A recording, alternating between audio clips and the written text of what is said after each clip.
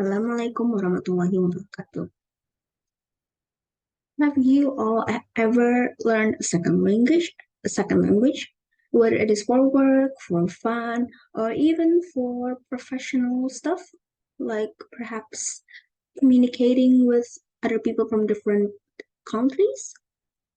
Well, in my experience and in all of our experience, but when learning that second language, we all know that it's not easy. Especially when that language has a lot of things we need to pay attention to, such as grammar and intonation. This can be especially important when you are writing, since we need to absolutely make sure that what we are trying to convey is there in the text. Luckily for us, in these modern times, there are ways to fix that problem. If you have friends who's good at proofreading, you can ask them for assistance. If you have money, you can pay other people to proofread it. If you have Romanian friends good at the language, easy. Technology.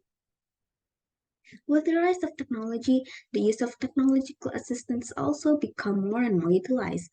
Grammarly is one of such technology that most college students who actively write in English use, such as me, for example. But of course, we should all know that reliance on technology may also affect our own skills and abilities. My research hopes to uncover how the constant use of writing assistant affect second language students' writing skills and just what this means for the future of second language students in Indonesia.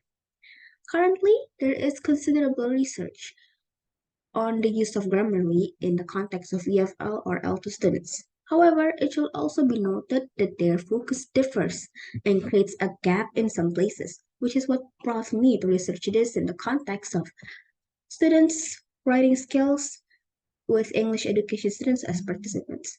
The purpose of the study, in essence, is to investigate how the use of Grammarly affects L2 students' writing skills as perceived by the students themselves. The method that is planned to be employed in the research is the qualitative method. Why the qualitative method, you may ask?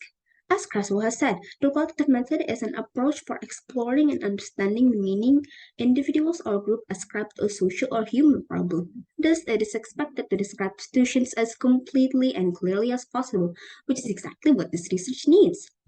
The research will be carried out in Bandung, especially or specifically at one of our local universities there. In addition, the participants will center on English education students, just as I had said before, as they are expected to have better English writing skills since there are specific classes that focus on their writing skills. The data collection process goes as follows. Open-ended questionnaire for preliminary data, for the interviews for the investigation taken from the preliminary data, and document in the form of past assignments to make sure the data obtained from the questionnaire is identical to the participants' past activities. All of the data will be analyzed using the thematic analysis method to find the general pattern and draw conclusions from. Oh, that is all from me. Thank you for listening. Goodbye.